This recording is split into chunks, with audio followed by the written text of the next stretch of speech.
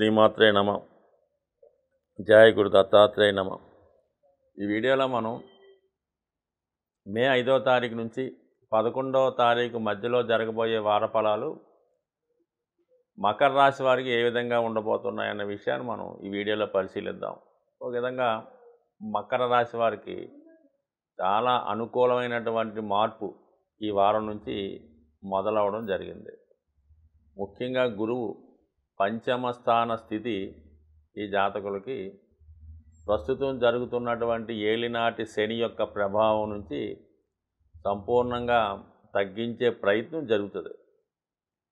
So గురువు 5వ స్థానంలోకి రావడం వల్ల జాతకుడి యొక్క టాలెంట్కి తగిన విధంగా గుర్తింపు రావడం జరుగుతుంది. ముఖ్యంగా ఆలోచన కరెక్ట్గా తీసుకుంటాడు, నిర్ణయాలు కరెక్ట్గా తీసుకోవడం వల్ల కరెక్ట్గా అతని యొక్క సామర్థ్యం మిగతా విషయాలన్నీ ముందుకు వెళ్తాయి. వృత్తిలో బాగా రాణించగలుగుతాడు. ఏదైనా ఇన్వెస్ట్మెంట్ చేసేటప్పుడు కానీ ఇచ్చిపుచ్చుకునే వ్యవహారాల్లో కానీ ఈ కరెక్ట్ నిర్ణయాలు తీసుకోలేకపోవడం వల్లే గత కొంతకాలంగా మరి జన్మశని ప్రభావం వల్ల అర్ధాష్టమ గురువు వల్ల ఒక సంవత్సరం ఏముందండి, ఇంచుమించుగా ఈ మకర రాశి వారికి సుమారు 6 సంవత్సరాలుగా ఇబ్బంది పడడం జరిగింది. మరి ఇప్పుడు ఈ గురువు మారడం వల్ల అలాగే మరి కొద్ది రోజుల్లో అంటే సంవత్సరం మీద ఒక 2 నెలలు అటు ఇటుగా శని ఏలినాటి శని ప్రభావం నుంచి పూర్తిగా ఈ జాతకులు బయటపడడం ఇవన్నీ ఒక శుభ సూచకంగా భావించవచ్చు. బట్ ఏదైనా జాతకుడు ఈసారి కొత్త కార్యక్రమాలు కొత్త నిర్ణయాలు తీసుకోవచ్చు. వృత్తిను కూడా గతంలో ఉన్నటువంటి వృత్తి కాకుండా కొత్తగా ఆలోచించి వృత్తిని కూడా మారిస్తే ఇంకా బెటర్ అయినటువంటి అవకాశాలు రావడం జరుగుతుంది. ఏదైనా ఇది ఉద్యోగ రంగంలో ఉన్న వాళ్ళకి పెద్దగా ఇబ్బంది పెట్టదు. ఈ శని ప్రభావం అయితేనే మిగతా గ్రహాలు అయితేనే కామన్గా ఈ మకర రాశిలో ఎక్కువగా చిరుద్యోగులు ఉంటారు, ఉపాధ్యాయులు, లాయర్లు, ఎవరికైనా సరే పెద్ద ఇబ్బంది లేదు. ఇక్కడ నుంచి వాళ్ళకి ఇంకా బెటర్గా ఉంటుంది. కానీ వ్యాపార రంగంలో ఉన్నవాళ్ళే చాలా జాగ్రత్తగా ఇప్పుడు తీసుకునే నిర్ణయం మీదే వాళ్ళ భవిష్యత్తు ఆధారపడి ఉంటుంది. ఇప్పుడు కరెక్ట్గా నిర్ణయం తీసుకొని కరెక్ట్గా ఏదో పాదాన్ని ఇంకా పట్టుకొని కూర్చోకుండా కాలానుగుణంగా ట్రెండ్ మార్చి కొత్త వ్యవహారంగా మీ యొక్క వ్యాపారాన్ని విస్తరించి ఆ మార్గంలో వెళ్తే 100% సక్సెస్ సాధిస్తారు. బాగుంటుంది. దాని తర్వాత మిగతా గ్రహాల పరిస్థితి చూసినప్పుడు అష్టమాధిపతి 4వ స్థానంలో ఉండడం, శుక్రుడు కూడా అక్కడ సంచరించడం, పైపెచ్చు శుక్రుడు రవికి దగ్గరగా ఉండి మౌఢ్యంలో ఉండడం వల్ల జాతకుడు మరి ఏదైనా స్థిరాస్తి అమ్మే ప్రయత్నం జరిగే అవకాశం ఉన్నది.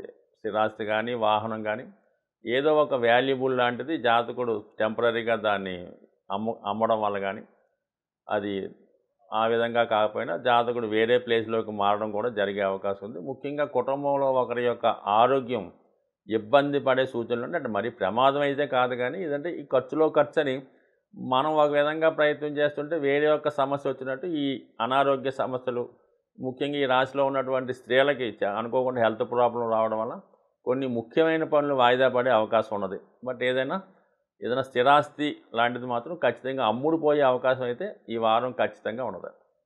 ఇక 3వ స్థానంలో కుజుడు రాహు సంచరించడం అన్నది జాతకుడు చాలా మంచి ధైర్యంగా చాలా పట్టుదలగా ముందుకు వెళతాడు. ఎంత గొప్ప కార్యక్రమాన్నైనా సమర్థవంతంగా నిర్వహిస్తాడు. అంటే ముఖ్యంగా ఇది క్రీడా రంగంలో ఉన్న వాళ్ళకి, పోలీస్ డిపార్ట్మెంట్లో ఉన్న వాళ్ళకి, సాహసంతో కూడుకున్నటువంటి వృత్తులు చేపట్టిన వారందరికీ కూడా చాలా అనుకూలంగా ఉండే అవకాశం ఉంది. అయితే ఏంటంటే అష్టమానికి అష్టమం తృతీయ స్థానం కాబట్టి కుజరాహులు కలయిక వల్ల జాతకుడు మరీ అతిగా ప్రవర్తించకూడదు. ఈ పోరాటానికి సంబంధించిందంటే ఏదైనా వాహనాలు వేగంగా నడపడం, కార్ రేసుల్లో, మోటార్ సైకిల్ రేసుల్లో పాల్గొనడం, ఏదైనా కొద్దిగా ఇలాంటి వృత్తిలో ఉన్నవాళ్ళు కొద్ది జాగ్రత్తగా వ్యవహరించడం మంచిది. అనుకోకుండా ఏదైనా చిన్నపాటి ప్రమాదంలో ఇరుక్కునే అవకాశం ఉంది. ఎందుకంటే రాశి మీద గురు దృష్టి ఉంది కాబట్టి పెద్ద ప్రమాదం జరగదు. బట్ కానీ ఖచ్చితంగా 3వ స్థానంలో కుజరాహులు జాతకుడికి ప్రమాదాలు బారిన పడే అవకాశం ఉంది కాబట్టి కొంతవరకు జాగ్రత్తగా వ్యవహరించడం మంచిది.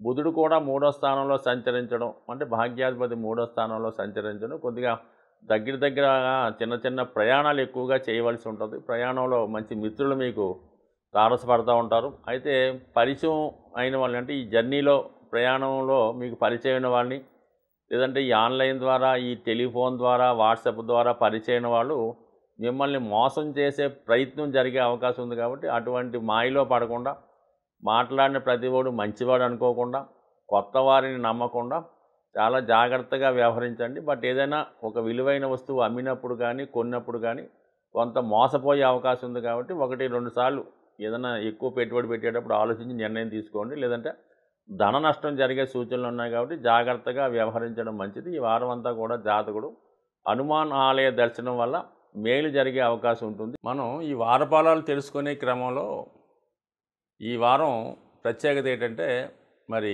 ఈ 5వ తారీఖు నుంచి మనకి గురు మౌఢ్యం ప్రారంభం జరిగింది. సో కారణం వల్ల శుభగ్రహమైనటువంటి గురుగ్రహం ఎప్పుడైతే రవికి సమీపంగా వచ్చి గురుమౌఢ్యం చెందడం వల్ల గురువిచ్చే శుభ ఫలితాలు సంపూర్ణంగా మనకి ఇవ్వలేకపోతుంటాడు. సో అలాగే ఈ సమయంలో మనం ఏదైనా వ్యాపారం ప్రారంభించినా, గృహప్రవేశం చేసినా, వివాహాలు లాంటి శుభకార్యాలు చేసినా, అలాగే ముఖ్యంగా విద్యాభ్యాసం లాంటివి, అక్షరాభ్యాసం లాంటివి చేసుకోవడం వల్ల మరి గురువు బలహీనంగా ఉన్నటువంటి సమయంలో మనకి గురువు బలహీనంగా ఉన్నప్పుడు ఆ ఫలితం మనకి సంపూర్ణంగా రాకపోవడం, దాని తర్వాత ఆ కార్యక్రమం సక్రమంగా కంటిన్యూ అవ్వకపోవడం, మధ్యలో ఆగడం. సో ఆ కారణం వల్లే మనకి వివాహం లాంటి శుభకార్యాలు నిషేధించారు. అలాగే జ్యోతిష్ శాస్త్రరీత్యా కూడా గోచార ఫలితాలు ఇచ్చినప్పుడు ఏదైనా ఒక జాతకుడికి ఫలితం బాగుండాలంటే శుభగ్రహాలైనటువంటి గురువు అలాగే శుక్రుడు బలంగా ఉన్నప్పుడు, శుక్రుడు బలంగా ఉండడం వల్ల స్త్రీలకి శుభ ఫలితాలు రావడం జరుగుతుంటాయి. అదే గురువు బలంగా ఉన్నప్పుడు అబ్బాయిలకి మగవాళ్ళకి శుభ ఫలితాలు రావడం జరుగుతుంటాయి. మరి ప్రస్తుతం ఈ గురుమౌఢ్యం శుక్రమౌఢ్యం ఒకేసారి కలిపి నడవడం వల్ల చాలా వరకు మామూలుగా కూడా ఏ కార్యక్రమం తలపెట్టినా దానికి మనకి ఆర్థిక పరంగా ఫైనాన్స్ పరంగా ఇబ్బంది పడడం జరుగుతూ ఉంటుంది. అలాగే శుభకార్యాలు లాంటివి వాయిదా పడుతుంటాయి కాబట్టి ముఖ్యంగా శుభకార్యాల వరకు వాయిదా వేసుకోండి. అలాగే మనకి ఈ జూన్ 3వ తారీఖు వరకు కూడా ఈ 2 మహోద్యాలు ఉంటాయి కాబట్టి మరి జాతకులు కూడా మనకు ఏమి పనులు అవడం లేదండి, మీరు చెప్పినవి ఏమి జరగడం లేదు అనుకుంటే మాత్రం ఏమీ మనం చేయలేము. ఎందుకంటే శుక్రుడు గురువు బలహీనంగా ఉండడం వల్ల చాలా వరకు ఏ పని తలపెట్టినా కూడా అది ఆర్థిక పరమైన ఇబ్బందితో ఆగిపోతూ ఉంటుంది.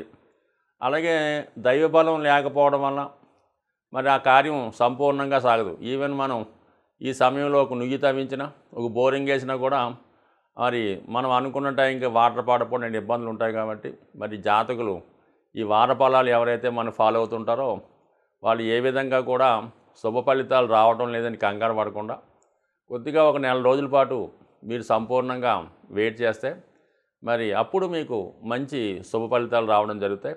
అయితే కారణంగా ఈ పెళ్లి ముహూర్తాలు వచ్చినటువంటి జ్యేష్ఠ మాసం, ఆషాఢ మాసంలో వివాహ ముహూర్తాలు లేకపోయినప్పుడు కూడా ఈ శుభ ఫలితాలకి అలాగే ఈ భూముల రిజిస్ట్రేషన్ అటువంటి కార్యక్రమాలు జాతకులు చేసుకోవచ్చు. మనీ కూడా ఈ జూన్ 3 తర్వాత రొటేషన్ పెరుగుతూ ఉంటుంది. కాబట్టి మీరేం కంగారు పడకుండా ఈ నెలంతా కూడా ఏదైనా ఓర్పుగా సహనంతో చేసుకోండి.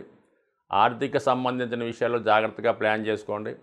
ఎటువంటి తొందరపాటు చర్యలు తీసుకోకుండా, ఎవరికి ఎటువంటి ప్రామిస్ చేసుకుండా ఫైనాన్స్గా ప్లాన్ చేసుకుంటే అన్నీ సవ్యంగా అనుకూలంగా సాగే అవకాశం ఉంటుంది. బట్ ఏదైనా ఈ గురుగ్రహ శుక్రగ్రహ అనుగ్రహం కోసం మరి శుక్రదేవుడి యొక్క అనుగ్రహం కోసం మరి లక్ష్మీ అమ్మవారికి సంబంధించినటువంటి అమ్మవారి కుంకుమ పూజ కానీ, అలాగే లలితా సహస్రనామం కానీ, కనకదార స్తోత్రం కానీ, లక్ష్మీ స్తోత్రం చదువుకోవడం, గురుగ్రహ అనుగ్రహం కోసం శివునికి అభిషేకం చేసుకోవడం వల్ల, శివనామ స్మరణ వల్ల, విష్ణు సహస్రనామ పారాయణ వల్ల, సో ఏదైనా మీ కులదైవాన్నో మీ గురువునో మీ పెద్దన్నో ఆశ్రయించి వాడి యొక్క మంచి మాటలు వినడం వల్ల ఖచ్చితంగా మరి గురువు కూడా మీకు మంచి ఫలితం ఇచ్చే అవకాశం ఉంటుంది. స్వస్తి.